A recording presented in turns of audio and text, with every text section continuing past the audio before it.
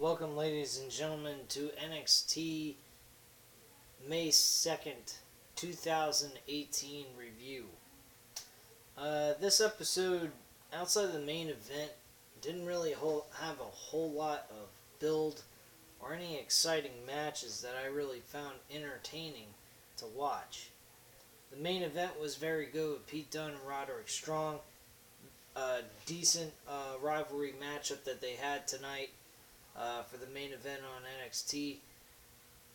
It does look like there is a good, strong possibility that Pete Dunne's going to rival with the entire Undisputed Era. We did kick off the show with the Undisputed Era as well. It looks like at some point the Undisputed Era is going to own the NXT World Championship. When, I don't know. But it should be entertaining to see how they unfold to take over NXT, because they should be the main focal point of the NXT brand. They are definitely superstars in the making. They are a great faction, which you don't see too many good factions these days. This Undisputed Era is going to be as good, if not better, than maybe like a NWO. Well, maybe not that far, but in the sense of like a Bullet Club or NWO type sense. These guys are very good together. They all work off of each other, and they give each other a lot of good quality towards their characters. So I really enjoy watching the four of these guys work together. Personally, I do see that eventually Adam Cole will be defending the North American Championship belt against Pete Dunne at some point. Pete Dunne winning that title and becoming a multiple champion, owning two titles simultaneously, I doubt it's going to happen. But I do believe that Adam Cole and Pete Dunne will eventually compete at an NXT TakeOver event for the North American Championship. So with things all standing, we got an overall view on what was going on with Johnny Gargano and Thomas Ciampa, or Tommaso Ciampa. We also got some decent acting by Johnny Gargano's wife. I mean, granted, we all know that it was all a work and it's all part of the storyline, but she seemed to put a lot of a lot of dedication towards her acting, as if she is detrimentally sad about what happened to her husband. Now, the first match of the night was Kairi Sane versus Shaza McKenzie. Good match. I mean, it wasn't that great, but it was okay. It was a 2.5 out of 5 stars. Kairi Sane walked away victorious.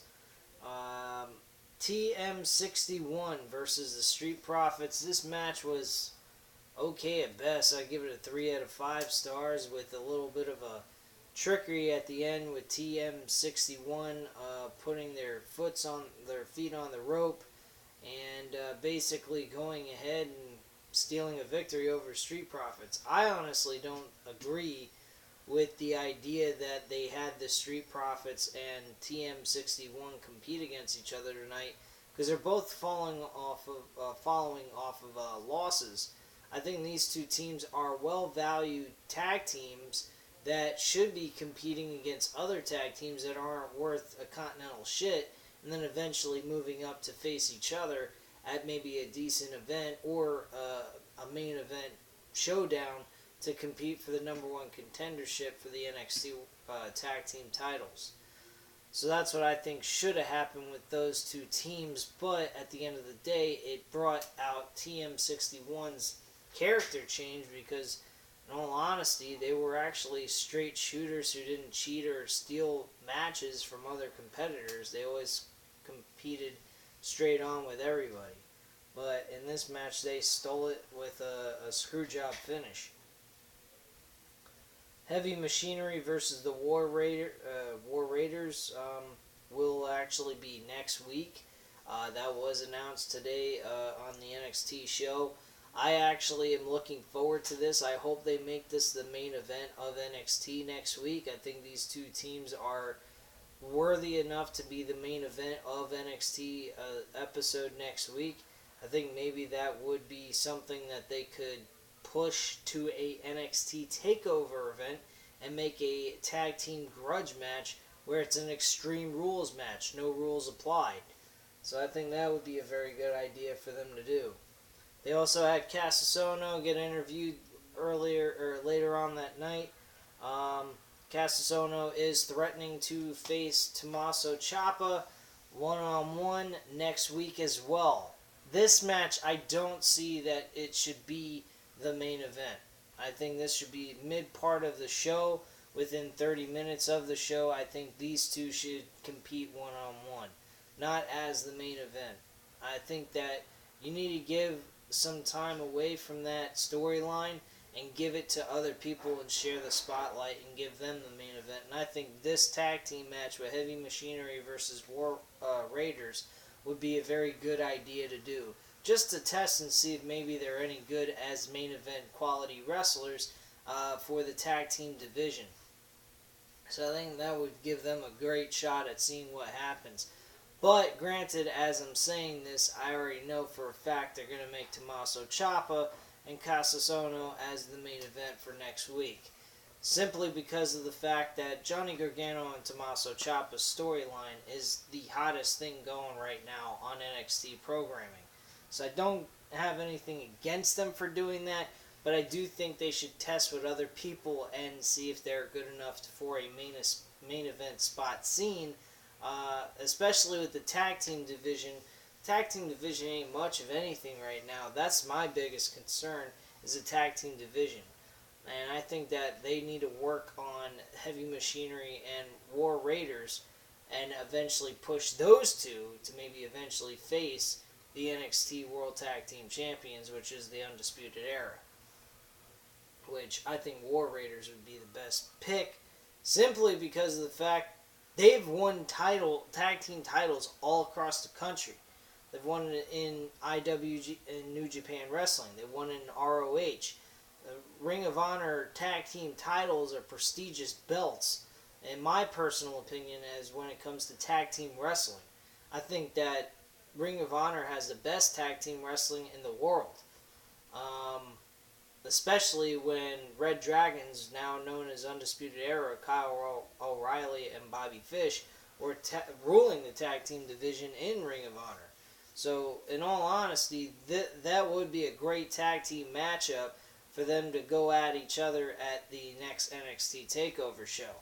So I definitely see that happening in the near future. Let me see some other things. Patrick Scott versus this guy Kona Reeves. This guy Kona Reeves really had this Johnny Morrison type look to him. But promo-wise, he looked great. But then when he got to the ring and to the actually walked to the ring, one, he is a very tall man to be playing this I'm good-looking type guy. He is very tall for his stature to be playing a role like that. If he was 6'1", under 6 foot, something around that nature, even 6'2" or 6'3", I could buy into it. This guy is probably, by the looks of him, the same height as Big Cass practically. I mean, he is not exactly a small man. Or even a normal size guy for that matter. He is fucking huge. And he wasn't that great in the ring either. I did not like him at all. I didn't see him as passable whatsoever in this matchup. This matchup was downright disgusting for the fact that their fucking enhancement talent by the name of Patrick Scott looked more presentable as a in-ring performer as their main guy for the NXT roster. I think Patrick Scott was more believable for his role than fucking Kona Reeves. Kona Reeves was stale, boring. There was nothing about this man that I found at all entertaining, and I truly think he needs a character change pronto. I mean, he is absolutely horrible. I don't particularly like his in-ring work whatsoever, and his character gimmick is absolute crap.